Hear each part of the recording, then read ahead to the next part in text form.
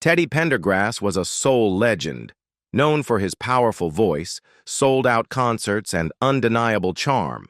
But behind the fame was a life filled with personal struggles, family drama, and financial collapse. From the scandal surrounding the births of his 3 children, all in 1 year, to the tragic car crash that left him paralyzed, Teddy's life was a roller coaster of glory and grief. And despite platinum albums and sold-out tours, the man once called the Black Elvis died with almost nothing in his name. Just $100,000. His mansion? Lost to foreclosure. His legacy? Tied up in a decade-long legal battle that tore his family apart. So what really happened? What was the secret Teddy Pendergrass never shared? And how did one of R&B's brightest stars end up so tragically silenced? Join us as we explore his abandoned home, lost fortune, and the painful truth behind the legend. This is the untold story of Teddy Pendergrass. Teddy Pendergrass was born on March 26, 1950, in Philadelphia, Pennsylvania, the only child of Jesse and Ida Geraldine Pendergrass. From the very beginning, his mother, Ida, believed Teddy was a gift from God. She often called him a blessing, and her devotion to him would shape the course of his life. His parents, Jesse and Ida, had married years earlier in South Carolina in 1936, but soon after, Jesse was drafted into World War II. Though distance separated them during the war, their love endured. After the war, life took its course, but Jesse was largely absent from Teddy's upbringing. Ida raised Teddy on her own, dedicating herself fully to his well-being and dreams. Music came naturally to Teddy. From a very young age, his life revolved around church and song. By the age of 2, he was already singing, and by 3, he stunned the congregation with his heartfelt version of "If I Could Write a Letter to Heaven." He once said, "I used to go to church 6 days a week. Spirituality is just a part of who I am, regardless of the songs I sing." Ida encouraged his creativity in every way. She gave him space to explore music, even letting him bang on the heavy machines at her workplace like drums when no one was watching. She enrolled him in school choirs where his talent stood out. At McIntyre Elementary, he was a strong student, but it was clear his heart belonged to music. Eventually, they moved into an apartment near Philadelphia's Uptown Theater, the epicenter of the city's thriving R&B scene. It was there that Teddy caught a life-changing performance by the legendary Jackie Wilson. He was mesmerized, not just by Jackie's electric stage presence, but by the audience's adoration, especially from the women. That moment lit a fire in Teddy. Inspired by Jackie Wilson's power to move people and by the attention that came with it, Teddy realized what he wanted. He wouldn't just play music, he would become the voice people remembered. As Teddy Pendergrass entered his teenage years, he began to drift from his strict church upbringing, but his passion for music never left him. He continued to nurture his voice and joined the Edison Master Singers while attending Thomas Alva Edison High School. Music remained his constant, even as the world around him grew more complicated. Growing up in a tough Philadelphia neighborhood riddled with gang activity, Teddy didn't have it easy. One day he witnessed a robbery being carried out by 2 young men. Although he had nothing to do with the crime, he was wrongly arrested and spent 4 difficult months in the Youth Study Center. Despite the hardships, Teddy stayed committed to building an honest life. Raised on strong Christian values by his mother Ida, he believed deeply in hard work and perseverance. He never lost sight of his dream to become a singer. To support himself, he picked up drumming gigs in local clubs, earning money while keeping his goal alive. Reflecting later on his journey, Teddy once said, "When I really look back over the last 25 years, I can only say that life is life." His raw, commanding voice didn't go unnoticed. Legendary producer Kenny Gamble once remarked, "His voice just roared over you." He had that baritone voice, but Teddy was raw. Still, at the time, Teddy was just a drummer who occasionally sang backup. His first major break came when he crossed paths with talent scout G. Lawson. Impressed by Teddy's charisma and sound, Lawson promised to make him a star. Under his direction, Teddy recorded early tracks like We Got Love and Should I Go or Should I Stay? But the momentum came to a halt. Lawson vanished without warning, leaving Teddy with no record deal and no clear future. At just 18 years old, Teddy Pendergrass moved to Atlantic City, a city pulsing with live music and opportunity. He took a job waiting tables at a local club, hoping it might lead to something more. It did. When a chance audition opened up for a drummer with a performer named Little Royal, Teddy took it and blew everyone away. He got the job. But the excitement quickly faded.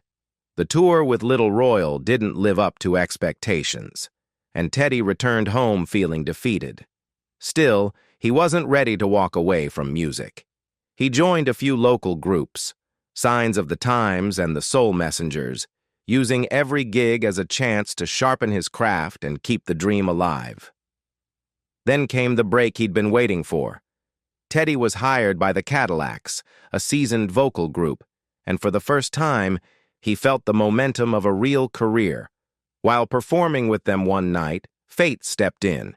Harold Melvin, the leader of the established R&B group Harold Melvin and the Blue Notes, was in the audience.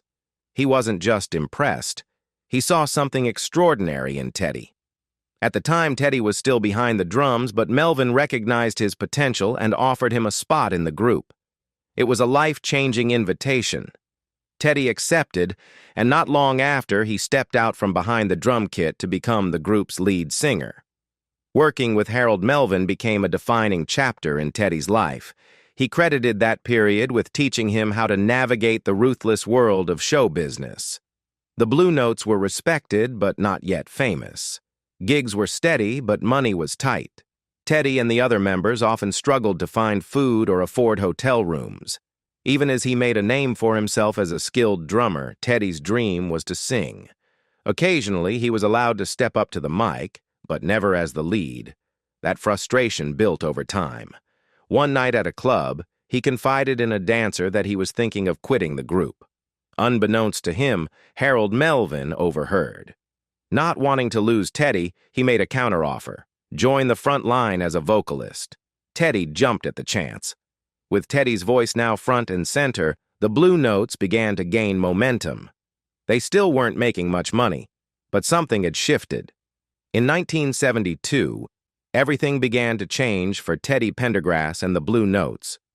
During a performance at the Apollo Club in Camden, New Jersey, they caught the attention of Kenny Gamble and Leon Huff, two powerhouse producers behind Philadelphia International Records. It was a pivotal moment. Gamble and Huff's interest signaled the start of something bigger, something that would elevate the group to national fame. As the group's popularity surged, Harold Melvin made a strategic move. He renamed the group Harold Melvin and the Blue Notes. While it was meant to reinforce his leadership, some suspected the name change was also fueled by growing jealousy, because Teddy, with his magnetic stage presence and soulful voice, had clearly become the breakout star. But this was just the beginning of Teddy Pendergrass's ascent.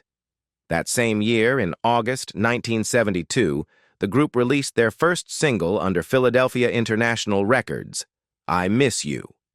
The emotionally charged track, featuring the line, On My Hands and Knees, Wishing for Your Return, performed well, but it was their follow-up, If You Don't Know Me By Now, that catapulted them into stardom. The song shot to the top of the U.S. R&B charts and reached number 3 on the Billboard Hot 100. With fame came everything Teddy had dreamed of: money, adoration, and the life of a star. Fellow group member Charles Mintz would later reflect on Teddy's importance, saying, "If there wasn't no Teddy, there wouldn't have been no Blue Notes." He also credited Teddy's talent as a driving force behind the rise of Gamble and Huff themselves. But behind the scenes, tensions were growing. Despite his central role in the group's success, Teddy began to feel exploited and undervalued. Harold Melvin, once his mentor, had become more controlling, more self-serving. He wasn't supporting the band's needs and was increasingly detached from the day-to-day grind. One incident stood out. During a tour stop at the Playboy Club in Los Angeles, a dispute between Harold and club management ended with the group being forced to pay their own hotel expenses. While Harold Melvin enjoyed the comforts of wealth and the company of affluent friends, the rest of the band was barely scraping by. Struggling to cover basic expenses, some of the Blue Notes turned to Teddy Pendergrass, asking him to talk to Harold about helping them out financially. Teddy agreed, but what he saw left him furious. When he walked into Harold's hotel room, he found him surrounded by cash, laughing and spending freely, without a care for the bandmates who were barely affording meals or lodging. That moment was the final straw. Teddy had reached his limit. He was done being exploited. That night, he made the decision to walk away from Harold Melvin and the Blue Notes for good. News of his departure spread quickly, and the group's popularity began to decline. Other members soon followed Teddy's lead, and even under threats of violence from Harold, Teddy stayed firm. He had no intention of looking back. He was ready to build a solo career on his own terms. But first, he needed someone to manage the business side of things. Enter Taiz Lang, a sharp, well-connected businesswoman who was also the ex-wife of NFL player Taiz Lang. Taiz, who was dating Teddy at the time, was respected for her intelligence and her relationships with stars like Dionne Warwick and Nancy Wilson. Teddy moved into her home in Mount Airy, a hotspot for musicians and entertainers. Their relationship blossomed both personally and professionally. With her help, he founded Teddy Bear Productions and asked for a $155,000 investment, offering her 1% of the royalties from his debut album in return. Taiz became instrumental in launching Teddy's solo career, guiding him into the next phase of his stardom. But when the romance ended, a troubling clause in their contract surfaced. Taiz was entitled to 10% of all his future earnings, not just from the first album. To Teddy, it felt like déjà vu. Once again, he was locked into a deal that left him feeling cornered. He tried to renegotiate, but Taiz wouldn't budge. Despite their growing tension, Teddy Pendergrass and Taiz Lang continued working together for a time. But something had shifted. The trust Teddy once placed in Taiz, the woman who had helped launch his solo career, was beginning to fade. He had leaned on her to shield him from the exploitative side of the music business, but now he wasn't sure she still had his best interests at heart. Eventually, Taiz made the decision to step away. Before heading home, she called her mother, Ava Ritter, and said she had something important to tell her, but she never got the chance. That call would be the last time her mother heard her voice. On April 14, 1977, tragedy struck. Taiz was gunned down outside her home. She was with Joseph Jojo Tainez, an employee of Teddy's, when an unknown assailant emerged from behind the bushes and opened fire. Jojo, who had been retrieving something from the car, survived. But Taiz didn't. The case was never solved, and to this day, the motive remains a mystery. Some believed the shooting was meant to intimidate Taiz, but instead, it took her life. Jojo, haunted by the memory of that night, carried the emotional weight of it until his own passing in 2013. Speculations swirled around the motive. Many believed her closeness to Teddy and the control she had in his career may have made her enemies. She was fiercely protective of him, and not everyone appreciated that. Just a week after losing Taiz, Teddy took a defining step forward. He made his solo debut at Carnegie Hall in New York City, a performance that marked the beginning of a new era. Soon after, he released his self-titled debut solo album, Teddy Pendergrass. It soared in popularity, going platinum thanks to hits like I Don't Love You Anymore and The Whole Town's Laughing at Me.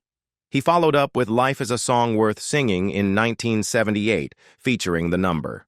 One R&B hit, Close the Door, along with fan favorites like When Somebody Loves You Back and It Don't Hurt Now. That album went double platinum, solidifying his place as a true R&B powerhouse. Teddy kept the momentum going with Teddy in 1979 and TP in 1980, which included enduring classics like Love TKO and his duet with Stephanie Mills, Feel the Fire. By 1982, he had done what no R&B artist had before, released 5 consecutive platinum albums. His concerts were packed, his fans devoted. And in a symbol of his success, he bought himself a sprawling mansion, his own version of Graceland. Teddy Pendergrass had arrived. Not everyone embraced the image Teddy Pendergrass built on stage. While fans adored his smooth ballads and seductive presence, critics were more divided. Teddy's ladies-only persona became a defining feature of his live performances. He created an atmosphere tailored specifically to women, often making each member of the audience feel like he was singing just to her. With his velvet voice, confident smile, and commanding presence, he cast himself as the ultimate romantic lead in a show designed for female admiration. Many women adored it, and for good reason. He made them feel seen, heard, and celebrated. His concerts became more than just musical events. They were experiences. But not everyone in the industry saw it as a positive. Some critics argued that the persona, while effective, boxed him in. They believed Teddy was leaning too heavily into the ladies' man image, potentially at the expense of artistic range. His focus on romance and seduction, they claimed, made it seem as though he was performing for only one type of audience. There was also skepticism about whether the image was authentic or just a clever marketing strategy. His women-only shows sold out, his albums flew off the shelves, and his brand of sensual soul became his signature. But detractors questioned whether that success came at the cost of creative depth. They wondered what might have been if Teddy had chosen to step outside that carefully crafted box, if he had explored broader themes, different styles, or more personal vulnerability in his music. With a voice as powerful and expressive as his, some felt he had the potential to offer more than just romance. One of the most terrifying moments in Teddy Pendergrass's life unfolded on March 18, 1982, just days before his 32nd birthday. It was a night that would change everything. He later recounted the event in his memoir, Truly Blessed, calling it one of the most haunting experiences of his life. That evening, Teddy had been enjoying himself at Club Elan in Philadelphia with his friend Icha. As the night wore on, they were joined by Tenica Watson, someone Teddy vaguely remembered from the 1970s.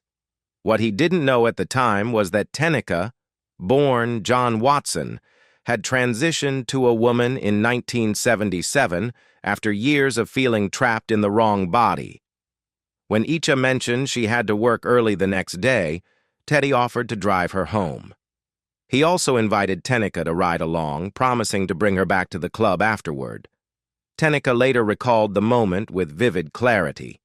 He called me over to his car. It was a Rolls Royce. I thought he was a pimp because I wasn't used to people really having Rolls Royces. He said, "I'm getting ready to leave too. Would you like a ride home?" So I said, "Sure." After dropping Icha off, Teddy and Tenica drove through the winding curves of Lincoln Drive, a road infamous for its sharp turns. That's when disaster struck. The brakes on Teddy's Rolls Royce suddenly failed, sending the car crashing into a tree. Teddy's injuries were devastating. He broke his neck and was left paralyzed from the chest down. Tenica, remarkably, walked away with only minor injuries.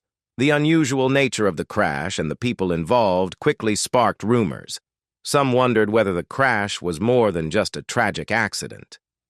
In the days that followed, Tenica tried to reach out to Teddy but was turned away. Frustrated, she left with the words, "Well, you're not going to see him before his son does." Investigators soon discovered that the brakes on the Rolls Royce had been tampered with. It was no accident. Teddy later sued the car maker and won, but the bigger question lingered. Who would go to such lengths to harm him? Reflecting on the incident, Teddy once said, I never really got a chance to tell my side of things, and it was important to me. It's very important to me. At the time of the crash that changed his life, Teddy Pendergrass was already under pressure. His driver's license had been suspended due to unpaid parking tickets, and later investigations revealed something more disturbing. His other cars had been tampered with as well. Just a week before the devastating Rolls-Royce crash, Teddy had been involved in a minor accident while driving his Maserati. The pattern was impossible to ignore, and Teddy himself began to suspect foul play. Given that he had previously filed a lawsuit against the police for harassment, he couldn't help but wonder if they might have had a hand in what happened. It was a heavy thought, one that added another layer of anxiety to an already traumatic situation. At just 32 years old, Teddy was on the cusp of reaching the peak of his career. His voice was unmatched, his albums were going platinum, and his concerts were sold out. And then, in a single moment, it was all ripped away. The world began to ask, had Teddy pushed too far like so many stars before him? Or was this simply a cruel twist of fate, brought on by past mistakes? After the accident, Teddy fell into a deep depression. He lost the confidence that had once made him magnetic on stage. At his lowest point, he even contemplated ending his life. To make matters worse, the music industry seemed to move on without him. Marvin Gaye's Sexual Healing dominated the airwaves, and Teddy feared he was being forgotten. But true to his resilient spirit, Teddy fought back. After a year of intense rehabilitation, he returned to music. In 1983, he signed with Elektra/Asylum and released the album Love Language, which quickly reached gold status. Philadelphia International, his former label, also released 2 albums of previously unreleased material, This One's For You and Heaven Only Knows, helping to keep his voice in the public ear.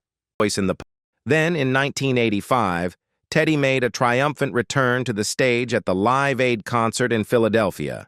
It was his first performance since the accident, and it left the crowd of 99,000 and millions watching from home moved to tears. Singing Diana Ross's Reach Out and Touch Somebody's Hand with Ashford and Simpson, Teddy looked out over the audience and said, "I am truly grateful to be here today, and I want you to know I feel your love." Later that year, he released Working It Back. But just as it seemed his second act was gaining momentum, another tragedy struck. On July 3, 1986, while driving a specially modified van, Teddy crashed into a telephone pole. The accident left him with internal bleeding, and he was rushed into surgery. Despite the pain and setbacks, Teddy Pendergrass never gave up on his passion. He continued recording music, refusing to let tragedy define him. In 1988, he released the album Joy, and the title track quickly climbed the charts, spending 2 weeks at #1 on the R&B chart. It was a triumphant moment, proof that his voice still had the power to move millions. 5 years later, in 1993, he followed up with another album, A Little More Magic, continuing to deliver the soulful sound that had made him a legend. But as the decade wore on, Teddy began stepping away from the spotlight. His appearances became less frequent, and he spent most of his time working behind the scenes with a different label. In 1991, he shared his story in his autobiography Truly Blessed, offering fans an honest look at his life, his faith, and the struggles he had endured.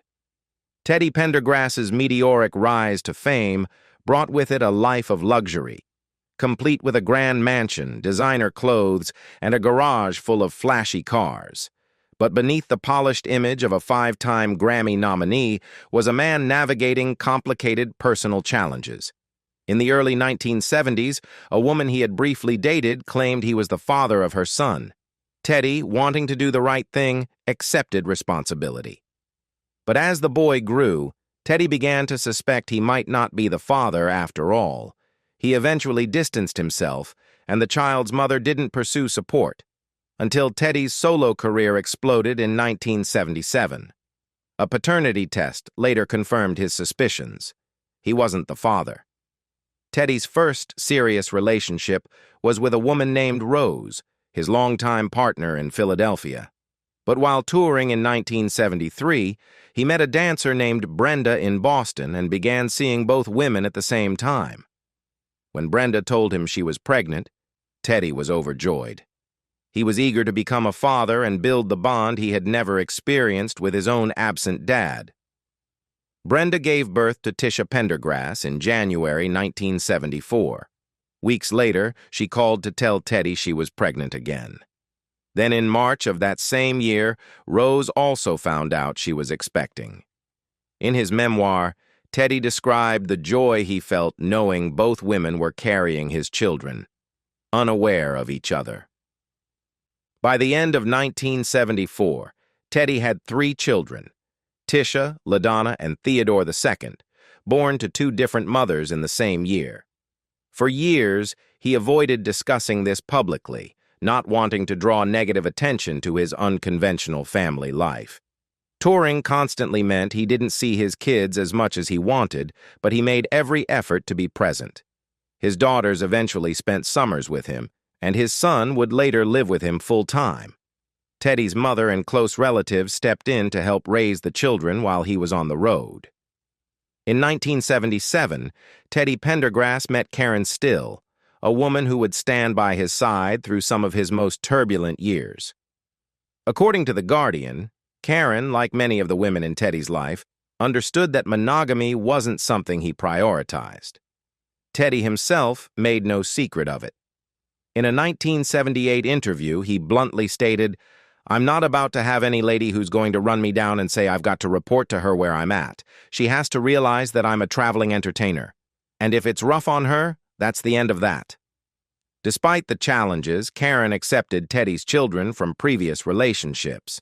She knew how deeply fatherhood mattered to him, especially since Teddy's own father had abandoned him and his mother before he was born. When another woman stepped forward claiming Teddy was the father of her son, Karen didn't flinch.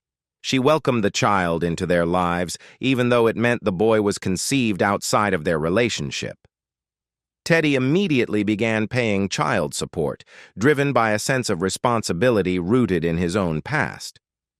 You don't need a degree in psychology to figure out how, having been abandoned myself, I was eager, maybe foolishly so, to step up and take responsibility, he later wrote in his memoir. But as time passed, the boy's mother became less cooperative. She eventually cut off contact and, during mediation, abruptly told Teddy, "You are not the father of this child anyway." The revelation crushed him. Still, the emotional roller coaster didn't end there. Another woman would come forward with a similar claim, despite a paternity test proving Teddy wasn't the father. One might think the constant drama would push him to seek a quieter life, but instead, Teddy leaned further into chaos. He began abusing substances after performances, numbing the pain behind the spotlight. He hit a low point on his 30th birthday, too intoxicated to enjoy his own celebration. That wake-up call pushed him to make changes. He focused more on his children, deepened his involvement in producing his music, and tried to stabilize his life with Karen. Still, one thing he couldn't give up was his attraction to other women. While still in a relationship with Karen, he began seeing Janice Gay, the estranged wife of Marvin Gaye. Though Janice insisted her marriage was over, the situation got messy, especially since Marvin reportedly saw Teddy as a rival and warned him to watch his back in Los Angeles. Eventually, the affair fizzled out, and Teddy channeled his energy back into music. Teddy Pendergrass married Karen Still in June 1987 after a decade-long relationship. Throughout his most difficult years, Karen remained a constant presence, his partner and caregiver. When Teddy sank into despair and asked her for sleeping pills, saying he didn't want to live anymore, she refused. "I love you too much to lose you," she told him. By the summer of 1991, Teddy found the strength to make a change. He quit substances cold turkey and continued recording music, all while trying to be a present, loving father. But according to The Guardian, despite being confined to a wheelchair, Teddy was still romantically involved with other women. Eventually, Karen had enough. In 2002, after years of devotion, their marriage ended. In 2006, Teddy briefly retired from music and focused on the Teddy Pendergrass Alliance, a foundation he had established in 1998 to support those living with spinal cord injuries. But he couldn't stay away from the stage for long. In 2007, he returned to perform once again. In September 2008, Teddy married his second wife, Joan. Less than a year later, he announced he was facing a serious health issue. He and Joan thanked fans for their support and asked for privacy. Court records would later confirm that Teddy had undergone a colonoscopy in May 2009 and was diagnosed with colon cancer. He had surgery to remove a tumor in June, but sadly, his health declined. On January 13, 2010, Teddy passed away at the age of 59, surrounded by loved ones. Just 8 months after his death, Teddy's home went into foreclosure. According to court filings, he owed over $1 million on the mortgage, and the property was eventually sold at auction. In 2011, a biopic starring Taiz was announced, but plans stalled when a legal battle broke out between Joan and Teddy's son, Teddy II. According to the Philadelphia Inquirer, there wasn't much money left, but the fight wasn't over finances. It was about control of Teddy's legacy and how his name and image would be used. Joan submitted a will dated March 2009 that left most of the estate to her and a portion to Teddy's foundation. Teddy II submitted a different will dated May 2009, which left everything to him. Joan countered with a third document, an addendum from October 2009 that revoked the previous will and again named her as the primary heir. However, because she signed it as Teddy's power of attorney, the court ruled it invalid. Joan then challenged the legitimacy of the May will, calling it fraudulent. She claimed Teddy didn't want to leave anything to his children. A nurse who had cared for Teddy supported Joan's account, saying he always wanted his children to work for what they had. Joan also insisted that Teddy no longer had the motor skills to sign such a document. Teddy's son's attorney fired back, calling Joan a weekend wife who barely spent time with Teddy during their short marriage, as she lived and worked in Boston while he stayed near Philadelphia. In October 2014, 4 years after Teddy's passing, a judge ruled that Teddy's son had submitted a fraudulent will. Joan was officially named executor of the estate. Looking beyond the legal fight, Joan told Oprah Winfrey that her focus was on honoring Teddy's legacy. Her mission, she said, was to make sure that this generation and the next generation know who Teddy Pendergrass was. At the time of his death in 2010, Teddy Pendergrass's net worth was estimated at just $100,000. It was a startling figure for a man who had once dominated the charts and sold out arenas.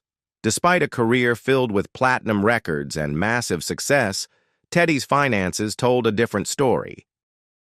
Following his passing, a legal battle erupted over control of his estate, revealing that he had died with almost no money to his name. Not long after, his longtime home in the Philadelphia area went into foreclosure. The fight over his legacy would drag on for nearly a decade, with family members spending more than $850,000 in legal fees, all for the rights to a name that had once symbolized soul, power, and promise.